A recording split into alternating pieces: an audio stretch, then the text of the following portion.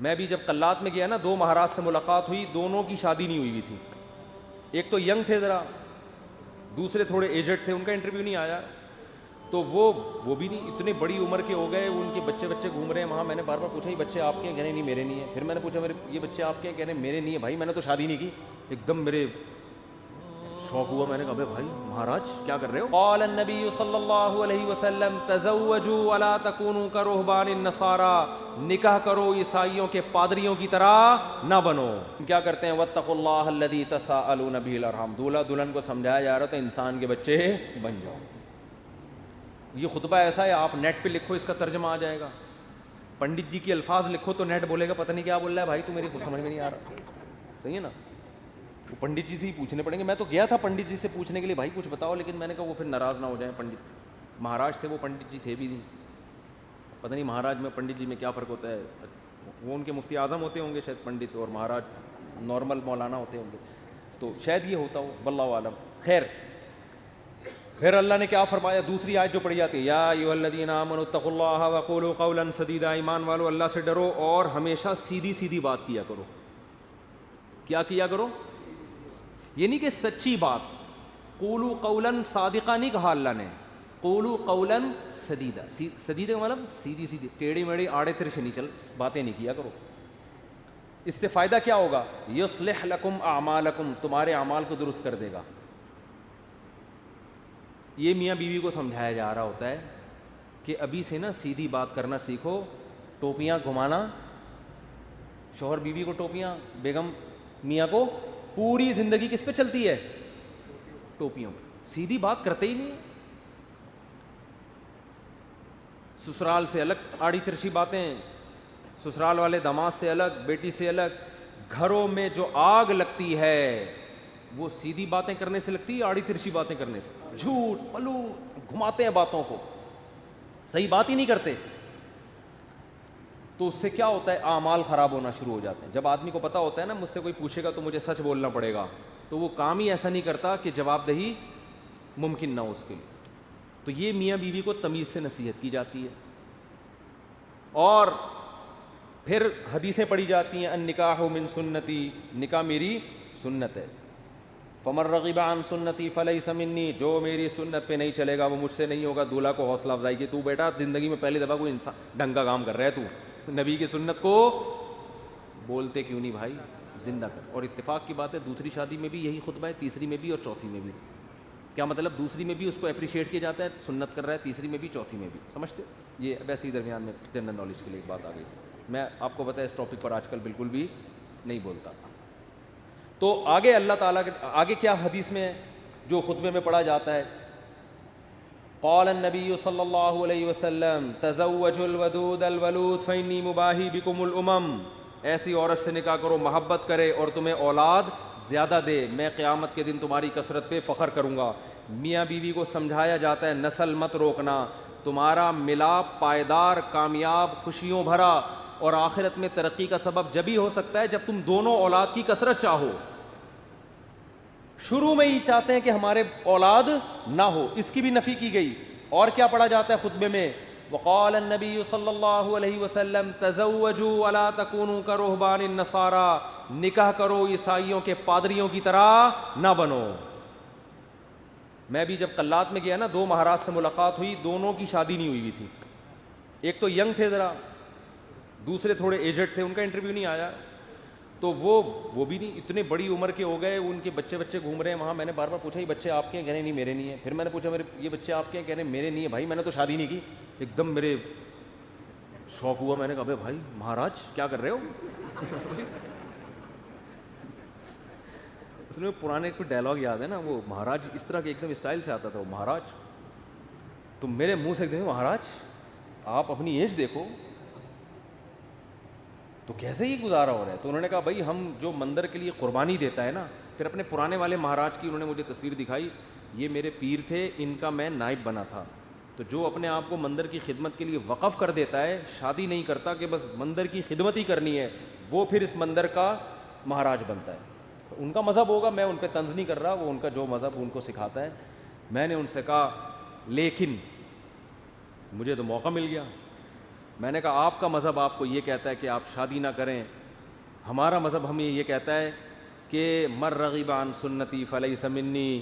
نبی نے فرمایا جو نکاح نہ کر کے میری سنت سے اعراض کرے گا اس کا مجھ سے کوئی تعلق نہیں. اور حبب الی النساء والطیب, نبی نے فرمایا دنیا میں دو چیزیں محبوب ہیں, ایک نکاح کی کثرت اور ایک خوشبو. تو ہمارے نبی تو بالکل اس کے اپوزٹ چلے ہیں, بالکل اس کے برعکس. تو یہ نہیں کہ نکاح کرنا ہے, کثرت نکاح کی ترغیب ہے. میں نے کہا ہم تو رہبانیت کے بالکل اگینسٹ چلتے ہیں. تو مجھے اس وقت وہ حدیث سمجھ میں آئی کہ آپ عیسائی بھی یہ کرتے تھے, پادری نکاح نہیں کرنا. تو ہمارے نبی نے فرمایا تم نے ان کو فالو نہیں کرنا, نا نا ہم تو کثرت سے.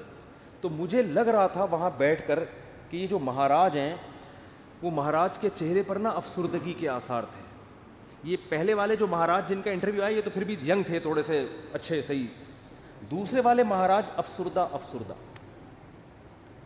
گھٹنوں میں بھی پرابلم, کچھ مسائل بھی تھے بیماریوں کے. تو میں مہاراج سے ریکویسٹ کرنے والا تھا کہ کر لیں شادی, یہ مسائل آپ کے نیچرل لائف کا کوئی آلٹرنیٹ نہیں ہے. مندر کی خدمت شادی کر کے بھی ہو سکتی ہے. اب شادی کی ہوتی یہ بچے آپ کے ہوتے ہیں, یعنی اسی جیسے ان کو لگا دیتے مندر کی خدمت پہ. اگر آپ کا یہ نظریہ ہے, میں ترغیب نہیں دے رہا ہوں ان کو, کیا خیال ہے؟ جیسے ہمارے بیٹے ہیں تو میری خواہش ہے کہ یار وہ بیٹے عالم بنے, اللہ خواہش کو پورا کرے. مہاراج میں جو باتیں آپ سے کر رہا ہوں آپ تنہائی میں بیٹھ کے ان باتوں پہ غور کریں.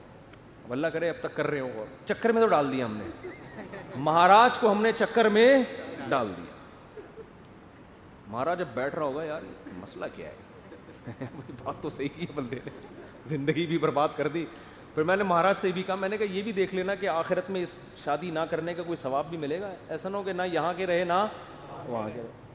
قرآن کہتا ہے الذین ضل سعیہم فی الحیاۃ الدنیا وہم یحسبون انہم یحسنون صنعا. قرآن کے الفاظ ہیں. بھائی ہندو یہ نہ سمجھیں کہ میں تو اسلام کی بات کروں گا نا, آپ کا مذہب اگر یہ کہتا ہے تو ٹھیک ہے بھائی آپ اس کو فالو کریں, آپ کو نہیں سمجھ میں آ رہا تو ہم کیا کہہ سکتے ہیں. لیکن ہمارا جو مذہب ہے وہ ہمیں کیا کہہ رہا ہے, وہ یہ کہہ رہا ہے کہ الذین ضل سعیہم فی الحیاۃ الدنیا. کچھ لوگ دنیا میں ایسے ہیں کہ جن کی کوششیں برباد ہو جائیں گی دنیا میں, حالانکہ وہ یہ سمجھ رہے ہیں کہ وہ بہت اچھا کام کر رہے ہیں. دیکھو ایک آدمی غلط کام کر رہا ہوتا ہے, غلط کو غلط سمجھ کے, اس کو پتہ ہے بھائی چرس پینے کا آخرت میں کوئی ثواب ملے گا, اور چرسی کو امید بھی نہیں ہوتی. وہ کہہ رہا ہو یار مجھے پتہ ہے آخرت میں بربادی ہے لیکن اب مزے اڑا لوں تھوڑی دیر کے. ہیروئنچی کو پتہ ہے آخرت میں بربادی ہے مگر مزے اڑا لو. زانی کو پتہ ہے آخرت میں بربادی ہے مگر مزے اڑا لو. لیکن کچھ لوگ ایسے ہوتے ہیں جو بڑی محنت کر رہے ہوتے ہیں, اپنی حلال خواہشات کو بھی قربان کر رہے ہوتے ہیں, اور وہ سمجھ رہے ہوتے ہیں آخرت میں مل جائے گا بدلہ. اللہ کہتے ہیں نہ دنیا میں ملے گا اور نہ آخرت. کیونکہ پیپر جو اللہ نے بنایا ہے نا اس کو فوکس کرنا ہے آپ نے. پیپر فزکس کا ہے اور آپ ریاضی کے مشکل ترین سوالات لے کے بیٹھ گئے, اور جو فزکس کا آسان سوال تھا اس کا آپ اس کو حل نہیں کر رہے. کیمسٹری کا آسان سوال تھا پانی کا فارمولا کیا ہے, ہائیڈروجن ڈائی آکسائڈ ہے نا, یہ بہت آسان تھا.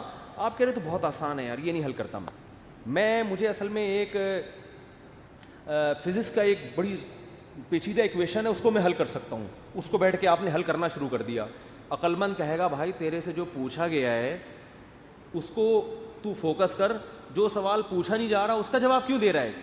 اب آپ جواب میں یہ کہیں یار دیکھو میری اتنی محنت کر کے میں نے فزکس کی اس ایکویشن کو حل کیا ہے, میں یہ سوچ بھی نہیں سکتا کہ ممتحن اور ایگزامینر میری اس محنت کو ضائع کر دے, یقیناً 100 نمبر دے گا. اس سے کیا ہے 100 نمبر تجھے ہائیڈروجن ڈائی آکسائڈ لکھ دیتا مل جاتے. آپ کے اتنے آسان سوال کے 100 نمبر نہیں ہو سکتے. یہ دلیل صحیح ہوگی نہیں یاری بات میرا خیال ہے. او بھائی یہ دلیل بالکل غلط ہوگی کہ یہ نہیں دیکھا جاتا کہ سوال مشکل ہے یا آسان. ہم نے دیکھا نا یوٹیوب پہ ایک ہندو کرالنگ کرتا ہوا پتہ نہیں دلی سے یو پی جا رہا ہے یا کہاں جا رہا ہے, لیٹ کے کہہ رہا ہے بھائی یہ پتہ نہیں کون سے بھگوان ہے جس کی روح خوش ہو جائے گی اس سے. تو آپ محنت بہت کر رہے ہیں, اس کا رزلٹ کیا ہے؟ 0. نبی صلی اللہ علیہ وسلم کو اطلاع ملی نا کہ ایک پیدل حج کرنے جا رہا ہے کوئی, منت مانی بھی اور طاقت بھی نہیں تھی. آپ نے فرمایا اللہ کو اس کی ضرورت نہیں ہے کہ تم اپنے آپ کو اس مصیبت میں ڈالو, یہ تو تمہاری اپنی تمہاری وہ ہے نا. اگر آپ میں استطاعت نہیں اور آپ پیدل جا رہے ہیں حج کرنے کے لیے تو یہ وہ چیزیں جو آپ نے اپنے اوپر لازم کر لی ہیں. تبھی قرآن کہہ رہا ہے لا تحرموا طیبات ما احل اللہ لکم, جو پاکیزہ چیزیں اللہ نے حلال کر دی ان کو حرام مت کرو, اپنے اوپر خامخواہ کی پابندیاں مت لگاؤ. ان پابندیوں سے تم تو ڈپریشن میں جا سکتے ہو, صحت برباد کر سکتے ہو. یہ ہم سے امیدیں مت لگانا کہ آخر میں تمہیں آخرت میں اس کا اجر ملے گا. 0 نمبر ہوں گے تمہارے, بلکہ الٹا گناہ ہوگا. تو میں ان سے کہہ رہا تھا بھائی تم شادی کر لیتے, بیوی بچے ہوتے, تمہاری ڈیزائرز پوری ہوتی ہیں, صحت اچھی ہوتی, تمہیں اولاد ملتی, اولاد کے تو دیکھ کے انسان کی بانچیں کھل جاتی ہیں. لیکن مہاراج کا اپنا نظریہ, وہ اپنی سوچ. بہر یہ بات, ہاں نکاح کے خطبے کی بات کر رہا تھا. تو نبی نے کیا فرمایا, تزوجوا ولا تکونوا کرہبان النصارى, نکاح کرو بھائی راہبوں کی طرح مت بنو. وہ سمجھتے ہیں نہ کر کے اللہ کو خوش کر لیں گے, ایسا نہیں ہے. نکاح کرنے سے اگرچہ تمہاری خواہش پوری ہو رہی ہے, تمہاری ڈیزائرز پوری ہو رہی ہیں, تمہارے لیے ایک لذت کا سامان پیدا ہو رہا ہے, لیکن اس ڈیزائرز پوری کرنے سے اللہ ناراض نہیں ہوتا, بلکہ اللہ اور خوش ہوتا ہے. کیونکہ اللہ نے یہ رکھی اس لیے کہ تاکہ مرد عورت کے حقوق اٹھائے, ذمہ داریاں اٹھائے, اس کی اولاد کی تربیت کرے. اگر یہ ڈیزائرز پوری کرنے پر پابندی لگا دی جاتی, عورتوں کا بھی بیڑا غرق ہوتا اور تمہارا بھی, اور نسل بھی نہ بڑھتی جو اللہ چاہتا ہے. تو اب اصل جو میں ٹاپک کی طرف آتا ہوں, کتنا اچھا خطبہ ہے نا, یہ دولہا دلہن کو سمجھایا جا رہا ہے. وہ تو الگ بات ہے, دولہا دلہن خطبہ سنا اور پتلی گلی سے نکل لی, پوچھتے ہی نہیں کہ مفتی صاحب کچھ ترجمہ کرا دو, کیا کہا تھا نصیحتیں. وہ تو ان کا اپنا ہیڈک ہے نا, یہ اللہ کا قصور نہیں ہے, پوچھتے ہی نہیں, بس آ جاتے ہیں نادرا سے رجسٹرڈ ہو گیا. نادرا سے مفتی صاحب آپ نے کہا تھا 1 ہفتے کے اندر سرٹیفکیٹ مل جائے گا, وہ ولید سے رابطہ نہیں ہو رہا ہے, 1.5 ہفتہ ہو گیا ابھی تک. اس کی فکر ہوتی ہے بیوی میرے نام ہو جائے. میں ان سے کہتا ہوں دیکھو بیوی تمہاری ہو گئی ہے, نمبر پلیٹ ایشو ہو جائے گی تھوڑے دن. وہ ان کو فکر ہوتی ہے نا, ڈاکومنٹس نہیں بنے. میں نے کہا بھائی ابھی تمہارے نام رجسٹرڈ بھی ہو جائے گی, فی الحال بیوی کے ماتھے پہ لگاؤ اپلائڈ فار رجسٹر. یعنی یہ بک ہو چکی ہے, اب اس سے کوئی اور شادی کی کوشش نہ کرے, یہ لکھ دو اس پہ. اگر بہت زیادہ آپ کو خطرہ ہے نا, بھاگ نہ جائے, کہیں نہیں بھاگے گی انشاءاللہ. اور اگر سلوک اچھا نہیں ہے تو رجسٹر ہونے کے بعد بھی بھاگ جائے گی, ہوتا ہے ایسا. تو وہ نادرہ کے کاغذ لے کے گھومتے رہو گے. جیسے میں اب تک وہ ٹھپے لے کے, سبزی والا جو پیسے لے کے بھاگا ہے نا, اس کے انگوٹھے لے کے 6 سال تک گھومتا رہا میں. انگوٹھا ابھی بھی رکھا ہوا, میں نے پھاڑ کے پھینک دیا. میں نے کہا یار انگوٹھے پہ تو کیس ہو نہیں سکتا, دل تو چاہ رہا تھا اس انگوٹھے کو پکڑ کے لگاؤں میں کھینچ کھینچ کے. تو یہ کاغذات دھرے کے دھرے رہ جاتے ہیں. تو